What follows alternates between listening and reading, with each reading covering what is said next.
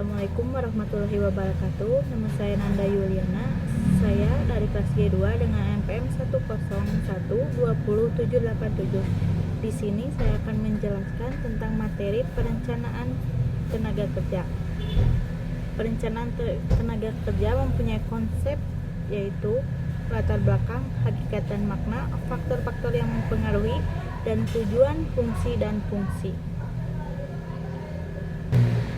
Yang pertama yaitu latar belakang perencanaan tenaga kerja. Di sini, perencanaan sumber daya manusia merupakan suatu kebutuhan pokok dalam setiap organisasi atau perusahaan dan ditangani oleh suatu unit khusus yang dipimpin oleh orang yang memiliki keahlian di bidangnya, karena SDM merupakan faktor yang utama yang menentukan hidup atau matinya sebuah organisasi, baik organisasi bisnis ataupun organisasi sosial.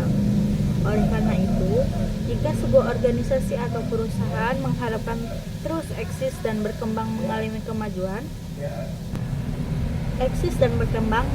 kemajuan dan perbaikan secara berkelanjutan atau continuous improvement, harus memiliki kepedulian yang tinggi terhadap kebutuhan sumber daya manusia melalui sebuah perencanaan yang komprehensif dan sistematis serta dinamis.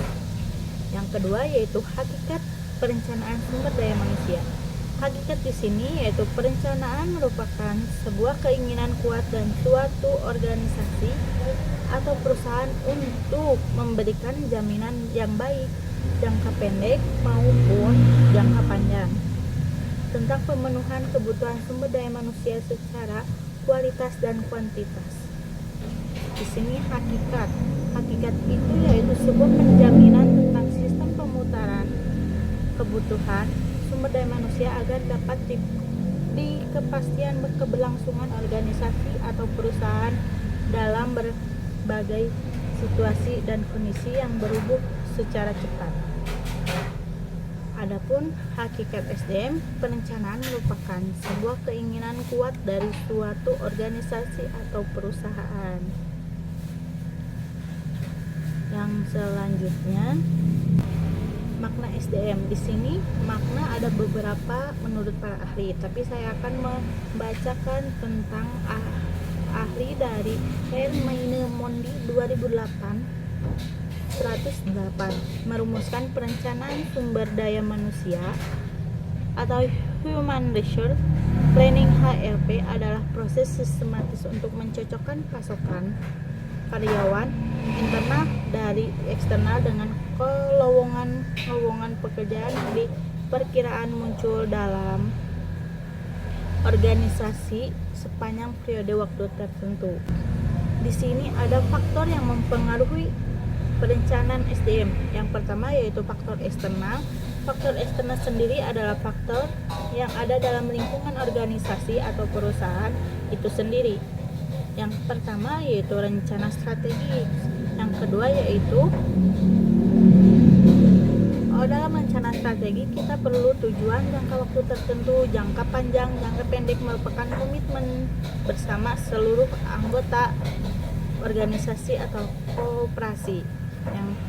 Yang ke satunya kebijakan baru perusahaan organisasi, yang keduanya pendanaan, dan yang satu rencana produksi atau produk baru. Selanjutnya yaitu ada faktor eksternal. Faktor eksternal sendiri mempunyai 8 pokok, yaitu yang pertama kebijakan pemerintah, yang kedua sosial budaya, yang ketiga geografis, yang keempat teknologi, yang kelima kebijakan luar negeri, yang keenam lembaga pendidikan atau diklat, yang ketujuh pesaing atau kompetitor, dan yang kedelapan adalah demografi. Yang selanjutnya yaitu tujuan perencanaan sumber daya manusia. Secara umum, perencanaan SDM bertujuan mempertemukan ketersediaan tenaga kerja dengan kebutuhan pegawai pada suatu organisasi atau perusahaan.